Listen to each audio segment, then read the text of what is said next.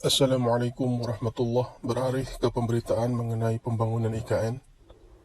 Pembangunan IKN yang mengusung kota dunia untuk semua akan menjadi awal peradaban baru bagi Indonesia.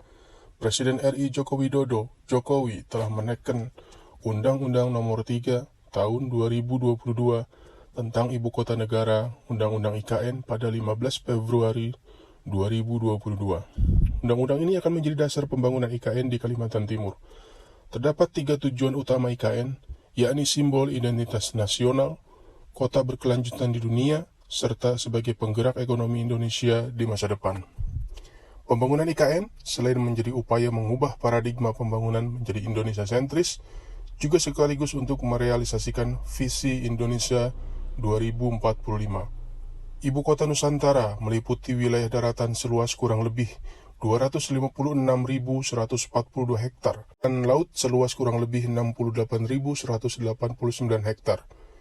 Ibu kota berbatas wilayah, sebelah selatan berbatasan dengan Kecamatan Penajam, Kabupaten Penajam, Pasar Utara, Teluk Balikpapan, Kecamatan Balikpapan Barat, Kecamatan Balikpapan Utara, dan Kecamatan Balikpapan Timur. Sebelah barat berbatasan dengan Kecamatan Loakulu, Kabupaten Kutai Kartanegara, dan Kecamatan Sepaku, Kecamatan Loajanan, dan Kecamatan Sanga-Sanga, Kutai Kartanegara.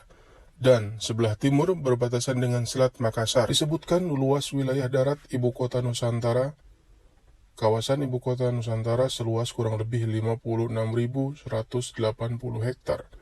Dan kawasan pengembangan Ibu Kota Nusantara seluas kurang lebih 199.962 hektar. Undang-undang ini juga mengatur soal bentuk pemerintahan IKN.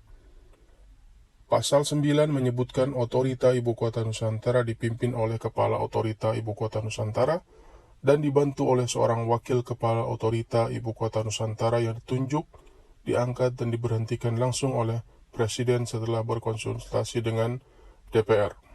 Sebagai Kepala Otorita Ibu Kota Nusantara ditunjuk Bapak Insinyur Bambang Susantono. Bambang Susantono yang kelahiran Banyuwangi, Jawa Timur, dan lulusan dari ITB, dikenal sebagai pakar perencanaan infrastruktur dan transportasi. Selain itu, ia juga pernah menjabat sebagai Deputi Bidang Koordinasi Infrastruktur dan Pengembangan Wilayah di Kementerian Koordinator Bidang Perekonomian pada tahun 2007 sampai 2010. Untuk mengurai masalah transportasi, Ketua Umum Masyarakat Transportasi Indonesia MTI periode 2004 sampai 2010 lebih menekankan pada sistem transportasi yang humanis. Pada awal Februari 2023, progres pembangunan fisik infrastruktur IKN mencapai 14%. Majalah Tempo Jakarta membuat artikel bahwa Menteri Pekerjaan Umum dan Perumahan Rakyat PUPR Basuki Hadi Mulyono memaparkan kemajuan terakhir dalam pembangunan infrastruktur Ibu Kota Negara Nusantara. Ia menyebutkan hingga awal Februari 2023 ini, progres pembangunan fisik infrastruktur IKN secara keseluruhan sudah mencapai 14%. Pembangunan diklaim berjalan baik sesuai dengan 3 prinsip utama, yakni untuk menjaga kualitas, estetika, dan keberlanjutan lingkungan. Basuki memastikan visi Smart Forest City yang diusung menjadi panduan utama dan orientasi pengerjaan pembangunan infrastruktur di IKN. Hati-hati, harus seminimal mungkin menebang pohon dan mengupas tebing. Justru kita manfaatkan pohon dan tebing yang ada untuk pemandangan landscape kawasan yang bagus, ujar Basuki dalam keterangan resmi di Jakarta. Dalam implementasinya, kata Basuki, pembangunan dilakukan dengan membatasi secara ketat penebangan pohon existing yang betul-betul sesuai dengan rencana manfaat jalan dan tapak bangunan. Selain itu, pembangunan dilakukan dengan terus mempertahankan bentang alam yang ada di lapangan. Elevasi, kontur, posisi di bawah pengawasan ketat konsultan manajemen konstruksi dan supervisi pekerjaan.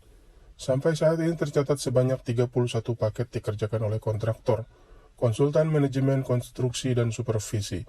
Paket pekerjaan itu meliputi land development, hunian pekerja, jalan logistik, jalan tol, embung dan drainase, intake air baku, kantor kementerian koordinator, sumbu kebangsaan, kompleks kantor dan istana negara. Basuki pun berpesan agar kendaraan overdimension dan overload atau odol yang mengangkut bahan material pembangunan untuk tidak melintas di area kawasan inti pusat pemerintahan atau KIPP IKN.